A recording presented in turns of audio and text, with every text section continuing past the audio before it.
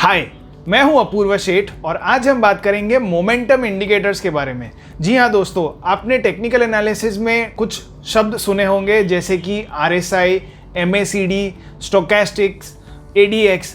ये सारी चीज़ें क्या है? So all these things are nothing but momentum indicators. अब ये मोमेंटम इंडिकेटर एक बहुत बड़ी टर्म है और इसके अंदर बहुत सारी अलग अलग चीज़ें हैं। तो आज हम ये देखेंगे कि मोमेंटम इंडिकेटर्स एग्जैक्टली क्या होते हैं। तो चलिए इस वीडियो को शुरू करते हैं। आज के इस वीडियो में हम क्या क्या देखेंगे। Basically we will see what is momentum, फिर हम देखेंगे अपवर्ड और डाउनवर्ड मोमेंटम क्या होता है और उसे कैसे डिफाइन करना चाहिए। फिर हम देखेंगे टाइप्स ऑफ मोमेंटम इंडिकेटर्स और finally we will see one simple example of a momentum indicator which is a rate of change indicator, जिसे हम ROC भी कहते हैं। तो what is momentum? Momentum basically refers to the velocity of price trend. अब velocity is speed in a given direction. तो speed decides only how fast an object is moving, whereas velocity gives both the speed as well as direction। तो market में अगर आपको किसी stock price की velocity पता करनी है कि वेलोसिटी कैसी है, तो स्पीड और डायरेक्शन दोनों चीज़ें आपके काम की है। सिर्फ कितनी तेज़ी से मूव कर रहा है वो इम्पोर्टेंट नहीं है, लेकिन किस दिशा में मूव कर रहा है कोई स्टॉक वो भी इम्पोर्टेंट है। तो उसी के लिए हम ऑसिलेटर्स कह दो या इंडिकेटर्स कह दो, हम वो यूज़ करते हैं। तो चलिए अब बात करते हैं अपवर्ड और डाउनवर्ड मोमेंटम के बारे में। तो पहले हम शुरू करते हैं अपवर्ड मोमेंटम के साथ। तो अपवर्ड मोमेंटम को एक्सप्लेन करने के लिए मैं एक सिंपल एनालॉजी देता हूं आपको। मान लीजिए कि आप एक स्टैटिक फुटबॉल जो कि ज़मीन पे पड़ा है उसको आपने किक मारी। तो जैसे ही आप किक मारोगे तुरंत उसके बाद फुटबॉल हवा में ऊपर की दिशा में बढ़ना शुरू हो जाएगा। अब ये जो फेज़ है फुटबॉल का ऊपर की दिशा में जाने का जो फेज़ है, that is a strong momentum, upward momentum phase. अब ये हमेशा के लिए तो ऐसा नहीं रहेगा, ऐसा नहीं होगा कि ये फुटबॉल ऊपर ही ऊपर चलता जाएगा। तो इवेंचुअली एक पॉइंट आएगा जहाँ पे वो स्टैटिक हो जाएगा और थोड़ा साइडवेज हो जाएगा फुटबॉल, और फिर फाइनली नीचे गिरना शुरू हो जाएगा। तो जो ये स्टैटिक फेज़ है that is phase which signifies loss of upward momentum. यहाँ पे अपवर्ड मोमेंटम ख़त्म हो गया और जैसे ये अपवर्ड मोमेंटम ख़त्म हो गया तुरंत उसके बाद ये फुटबॉल नीचे की ओर गिर जाएगा। तो ये हो गया एक अपवर्ड मोमेंटम का एग्जाम्पल। तो मान लीजिए कि अगर आप एक ट्रेडर हो तो ट्रेडर को क्या चाहिए, अगर लॉन्ग साइड पे ट्रेड करना है तो उसे ऐसे स्टॉक्स चाहिए जो कि स्ट्रॉन्ग अपवर्ड मोमेंटम फेज में है। ठीक है, तो ये पता कैसे चलता है कि कौन सा stock strong upward momentum phase में है? ये पता चलता है इंडिकेटर्स के द्वारा। तो जैसे कि मैंने बताया RSI, ROC, MACD, ये सारे इंडिकेटर्स आपको मोमेंटम के बारे में ही बताते हैं। तो ये हो गई बात अपवर्ड मोमेंटम के बारे में। अब बात करते हैं डाउनवर्ड मोमेंटम के बारे में। तो डाउनवर्ड मोमेंटम को भी मैं एक सिंपल एनालॉजी से एक्सप्लेन करता हूँ। तो डाउनवर्ड मोमेंटम एक्सप्लेन करने के लिए एक कार का एग्जाम्पल लेते हैं। मान लीजिए कि आप किसी हिल के टॉप पे हो और वहाँ से आप नीचे उतर रहे हो। तो जब एक फ्लैट रास्ता है तो वहाँ पे आपको प्रेशर लगाना पड़ेगा, आपको फ्यूल वगैरह सब लगेगा। लेकिन जब नीचे की तरफ की ढलान शुरू हो जाती है तो आप बिना किसी एफर्ट के भी गाड़ी नीचे चलती जाएगी। तो ये हो गया मैक्सिमम वेलोसिटी वाला फेज, जहाँ जब ये गाड़ी एक ढलान से नीचे उतर रही है तो यहाँ पे मैक्सिमम वेलोसिटी होती है। सिंपल एग्जांपल, अगर आपने बचपन में कभी साइकिल या स्कूटर चलाया तो वहाँ पे भी हम ये ऐसा बहुत करते थे कि किसी ऊपर वाली हाइट पे पहुँच गए और फिर वहाँ से जब ढलान होती है तो उसके ऊपर हम सीधा अगर साइकिल पे ऐसे ही बैठे रहेंगे तो भी नीचे चली जाएगी। तो उसका बहुत आनंद लिया है हमने। तो ये हो गया एक डाउनवर्ड वेलोसिटी वाला फेज़। तो जब ढलान पे होती है कार तब ये डाउनवर्ड वेलोसिटी मैक्सिमम होती है और उसके बाद जब फिर से फ्लैट रास्ता आ जाता है तभी वो वेलोसिटी कम हो जाती है, स्पीड कम हो जाती है एंड फाइनली रुक जाती है। तो ये हो गया डाउनवर्ड मोमेंटम वाला एक सिंपल एग्जांपल। तो अभी यहाँ पे अगर आप शॉर्ट साइड पे ट्रेड करने वाले ट्रेडर हो तो आपको ऐसे स्टॉक्स हेल्प करेंगे जहाँ पे डाउनवर्ड मोमेंटम बहुत ही ज़्यादा हो। तो ये चीज़ आपको किससे पता चलेगी? Again it is all in the indicators. तो ऐसे कौन से इंडिकेटर्स है या किन प्रकार के इंडिकेटर्स है ये हम देखते हैं अभी। तो यहाँ पे मैंने 3 सबसे मेजर प्रकार के जो इंडिकेटर्स है उसका नाम लिखा है यहाँ पे। तो सबसे पहला है मोमेंटम इंडिकेटर। तो मोमेंटम इंडिकेटर्स में ROC, RSI, relative strength index, rate of change, ये 2 आते हैं जो कि बहुत ही पॉपुलर है। इसमें से आज हम ROC के बारे में बात करेंगे। इसके अलावा भी काफ़ी लोगों को ये पता नहीं है कि मोमेंटम इंडिकेटर्स के अलावा भी और भी अलग प्रकार के इंडिकेटर्स है। तो जैसे कि बहुत ही ज़्यादा पॉपुलर या बहुत ही अच्छा माने जाने वाला इंडिकेटर है ब्रेथ इंडिकेटर। तो ब्रेथ इंडिकेटर में एडवांस डिक्लाइन लाइन या एडवांस डिक्लाइन रेशियो आता है, जो कि एक मार्केट या एक पर्टिकुलर इंडेक्स की स्ट्रेंथ के बारे में बताता है। इंटरनल स्ट्रेंथ कैसी है वो चीज़ के बारे में बताता है। तो मान लीजिए कि अगर इंडेक्स तो पॉजिटिव बंद हुआ है, लेकिन जो इंडेक्स के अंदर के स्टॉक्स है उसमें ज़्यादातर स्टॉक्स ने रेड में बंद हुए या डिक्लाइन हुए हैं, तो that is not a very good sign.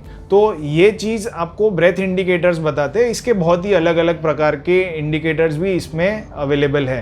तो advance decline line is just one amongst them. फिर इसके बाद आता है नंबर वॉल्यूम इंडिकेटर्स का। तो वॉल्यूम में भी बहुत सारे अलग अलग प्रकार के इंडिकेटर्स है, जैसे कि ऑन बैलेंस वॉल्यूम। तो this is one very good type of indicator about volume. तो सिर्फ मोमेंटम इंडिकेटर्स नहीं है, बहुत ही अलग अलग प्रकार के इंडिकेटर्स है। इन 3 मेजर कैटेगरी के अलावा भी और भी बहुत सारी कैटेगरीज है। तो हम फिलहाल फोकस करेंगे मोमेंटम इंडिकेटर्स में, और आज हम एक सिंपल एग्जांपल लेंगे रेट ऑफ चेंज इंडिकेटर का। तो what is rate of change indicator? So basically rate of change shows the speed at which a stock's price is changing. तो ये और कुछ भी नहीं है, there is no rocket science at all in this particular indicator. It is simply the percentage change. तो अगर आपने स्कूल में हमने सब ने परसेंटेजेस कैलकुलेट किए, तो अगर आप एक दिन पे ऑन अ डेली बेसिस पे अगर आप देखते हो कि कोई भी स्टॉक कितना ऊपर या नीचे गया है, अगर आप उसे लंबे थोड़े ड्यूरेशन पे कर लोगे, मान लीजिए कि अगर आपने 10 दिन या 20 दिन पे ये रेट ऑफ चेंज लगाया है, तो और उसे आप डेली बेसिस पे प्लॉट करते जाओ, तो ये काफ़ी एक अच्छा इंडिकेटर बन जाएगा और इससे आपको बहुत सारी इंसाइट्स भी मिलेंगी। तो रेट ऑफ चेंज कैलकुलेट करने का तो जैसे मैंने बताया काफ़ी सिंपल तरीका है। You take the closing price of whatever time frame you want, और उसके बाद आप एक एक्स पीरियड अगो का ये क्लोजिंग प्राइस ले लीजिए। तो मान लीजिए अगर आपको आर्ली बेसिस पे करना है तो आप हर घंटे की क्लोजिंग वैल्यूज़ लीजिए। अगर आपको डेज़ या वीक्स में करना है तो आप डेज़ या वीक्स वाली वैल्यू ले लीजिए, और then you can simply calculate the ROC indicator and plot it on your chart. तो सबसे बेस्ट बात यह है कि आज की तारीख में आपको ये सारी कैलकुलेशंस करने की ज़रूरत नहीं है, मैन्युअली करने की ज़रूरत नहीं है। चार्टिंग सॉफ्टवेयर्स अवेलेबल है। अगर आप सैमको के सब्सक्राइबर हो, क्लाइंट हो, तो आपके पास स्टॉक नोट ऐप है जहाँ पे ये सारे टूल्स और चार्ट्स फीचर्स अवेलेबल है, तो आप ये कर सकते हो। बट एक जानकारी होना ज़रूरी है कि कोई भी इंडिकेटर कैसे बनता है या कैसे कैलकुलेट होता है। तो this is one amongst those information. अब ROC इंडिकेटर जो है वो बाउंडेड ऑसिलेटर या बाउंडेड इंडिकेटर नहीं है। तो लोएस्ट में लोएस्ट वो -100% तक जा सकता है, क्योंकि कोई भी स्टॉक 100% से ज़्यादा तो गिर नहीं सकता। और सबसे जो उसकी अपर लिमिट है that is sky is the limit basically, because कोई भी स्टॉक बढ़ने की कोई लिमिट नहीं होती। एक स्टॉक 10 गुना, 20 गुना, 50 गुना भी हो सकता है, depending on whatever time frame you are looking at. तो अपर साइड की कोई लिमिट नहीं है और नीचे की साइड पे 100% से ज़्यादा गिर नहीं सकता है। तो चलिए अब एक चार्ट का एक एग्जाम्पल लेके देखते हैं कि ROC इंडिकेटर कैसा होता है और ऐसे कैसे इससे इंसाइट्स ले सकते हैं। तो ये मैंने बैंक निफ्टी का डेली चार्ट लिया है और यहाँ पे ROC इंडिकेटर प्लॉट किया है। तो अब सबसे इम्पॉर्टेंट चीज़ यहाँ पे क्या है? सो अगर आप ये नीचे वाले पैनल पे देखोगे तो ये ROC इंडिकेटर है, और यहाँ पे जो ब्लैक लाइन दिख रही है जो कि 0 के लेवल पे ड्रॉ की हुई है, this line is the centre line या 0 लाइन भी कहते हैं। अब अगर ROC इंडिकेटर इस लाइन के ऊपर है तो उसका मतलब ये होगा कि जो भी टाइम फ्रेम हम देख रहे हैं, तो इस केस में मैंने 20 डेज़ का ROC प्लॉट किया है। तो इस केस में अगर ROC ये 0 लाइन के अगर ऊपर होता है तो इसका मतलब ये कि 20 डे टाइम फ्रेम पे बैंक निफ्टी पॉजिटिव है। पॉजिटिव का मतलब क्या कि 20 दिन पहले जो प्राइस था उससे आज की तारीख में प्राइस ऊपर की तरफ है, और अगर ROC इंडिकेटर 0 से नीचे है तो उसका मतलब ये है कि 20 दिन पहले जो भी प्राइस था वो आज के प्राइस से ज़्यादा था, ऊपर था, इसीलिए ये ROC इंडिकेटर नेगेटिव में चला गया है। तो अब इसमें ROC, ये सबसे पहली चीज़ हो गई कि ROC इंडिकेटर की पोजीशन क्या है with respect to the zero line. तो ROC पॉजिटिव है या नेगेटिव है, इसके बाद आपको ये देखना है कि ROC का डायरेक्शन किस तरफ का है। तो मान लीजिए कि अगर ROC पॉजिटिव है और उसका डायरेक्शन ऊपर की तरफ का है, तो इसका मतलब क्या हुआ कि जो स्टॉक या इस केस में जो हम इंडेक्स देख रहे हैं, तो वो इंडेक्स काफ़ी स्ट्रॉन्ग अपवर्ड मोमेंटम में है जब भी आपको ROC पॉजिटिव हो और राइजिंग हो। और जब ROC भले ही पॉजिटिव हो लेकिन अगर ROC फॉलिंग हो, अगर गिर रहा हो, तो इसका मतलब ये है कि जो इंडेक्स या सिक्योरिटी आप देख रहे हो वो उसमें मोमेंटम धीरे धीरे कम हो रहा है। धीरे धीरे कम होने का मतलब ये नहीं कि नेगेटिव में चला गया है, इट जस्ट मीन्स कि जो गति से वो इंडेक्स बढ़ रहा था वो स्पीड अब स्लो हो गई है। तो अब यहाँ पे हमें दो ऐसे एग्जाम्पल्स मिल रहे हैं। तो जैसे कि इस पर्टिकुलर केस में फरवरी से मार्च के महीने के बीच में आप देख सकते हो कि बैंक निफ्टी में काफ़ी तेज़ रैली आई थी, तो ROC इंडिकेटर भी पॉजिटिव था और ऊपर की तरफ जा रहा था। तो this was a very strong indication कि बैंक निफ्टी एक स्ट्रॉन्ग अपवर्ड मोमेंटम में है। लेकिन जब दिसंबर से जनवरी का पीरियड था तब ROC भले ही पॉजिटिव था लेकिन वो गिर रहा था। तो इसका मतलब क्या है कि जो उसमें बढ़ने की स्पीड थी वो कम होती जा रही है। The bank Nifty was still rising but the speed was slowing down. तो जो भी ट्रेडर्स है उन्हें क्या चाहिए, अगर आपको लॉन्ग साइड पे ट्रेड करना हो तो उन्हें ऐसी सिक्योरिटी या ऐसा स्टॉक चाहिए कि जिसमें स्ट्रॉन्ग अपवर्ड मोमेंटम हो, ताकि आप एंट्री लेने के बाद आपको ज़्यादा देर तक रुकना ना पड़े या आपको बेस्ट पॉसिबल रिटर्न मिले। तो ऐसे ट्रेडर्स के लिए ये इंडिकेटर तभी काम का है जब वो पॉजिटिव हो और ऊपर की दिशा में बढ़ रहा हो। अब इसका एग्जैक्ट अपोजिट एग्जाम्पल देखते हैं। तो दूसरा एग्जाम्पल क्या है जहाँ पे ROC नेगेटिव है और नीचे की तरफ गिर रहा है। तो इसका मतलब क्या है कि अगर ROC नेगेटिव हो और नीचे की साइड में जा रहा है, मतलब कि स्टॉक में मोमेंटम डाउनसाइड का बहुत ही स्ट्रॉन्ग है और वो तेज़ गति से गिर रहा है ये इंडेक्स या सिक्योरिटी।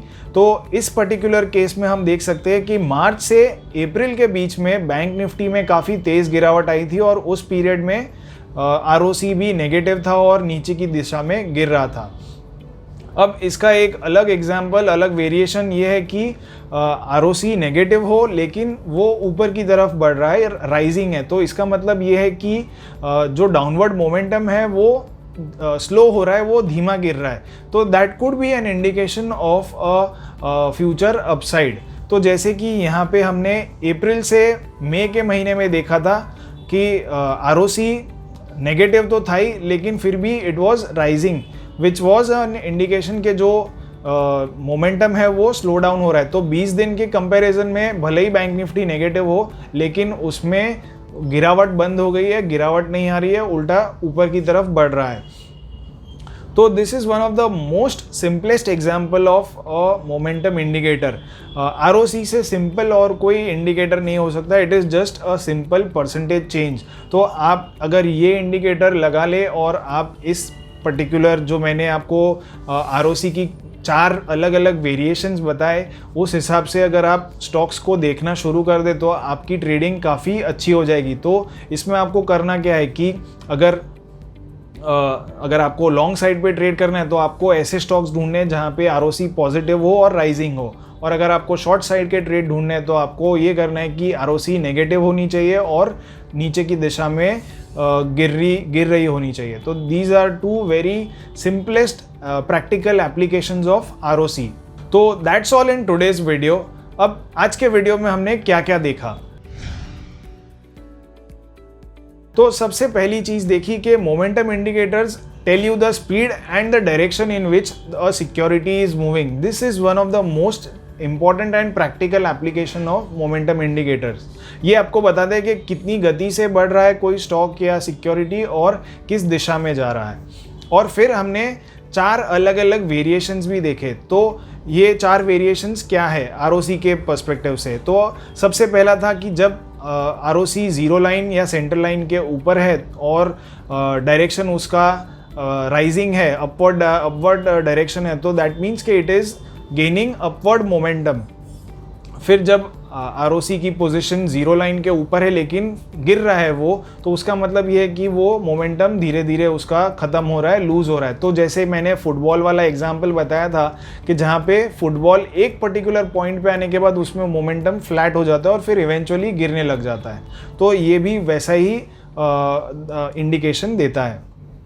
फिर हमने बात की आरओसी जब जीरो लाइन के नीचे हो और बढ़ रहा हो। तो जब आरओसी नेगेटिव हो और जब वो बढ़ रहा है, ऊपर की तरफ जा रहा है, उसका मतलब ये है कि वो डाउनवर्ड मोमेंटम उसमें ख़त्म हो रहा है। कि जैसा कि कार वाला एग्जांपल था कि जब कार नीचे ढलान से नीचे उतर चुकी है और फिर फ्लैट हो गई है, तो दैट इज़ अ पॉइंट के जहाँ पे डाउनवर्ड मोमेंटम कम हो गया या शून्य की ओर आ गया है। तो दैट इज़ अ इंडिकेशन कि अब यहाँ से अपसाइड आ सकती है, पॉसिबल है। और फिर लास्ट वाला जो एग्जांपल जो पॉइंट है वो है कि आरओसी जीरो लाइन के नीचे हो और गिर रहा है, तो दैट मीन्स कि it is gaining downward momentum.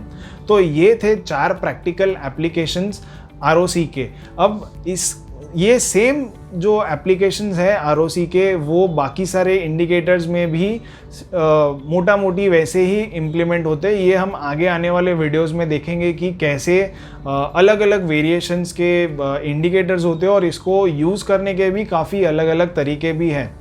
तो अगले वीडियो को भी ज़रूर देखिएगा, वो मैं आरएसआई के बारे में बताने वाला हूँ। आरएसआई बहुत ही पॉपुलर इंडिकेटर है, तो उस वीडियो को बिल्कुल भी मिस मत कीजिए। और अगर आपको ये वीडियो पसंद आए तो इसे लाइक ज़रूर कीजिए, शेयर कीजिए आपके फ्रेंड्स और फैमिली के साथ जो कि अच्छे ट्रेडर बनना चाहते हैं। So thanks a lot and do keep watching our videos. Thank you.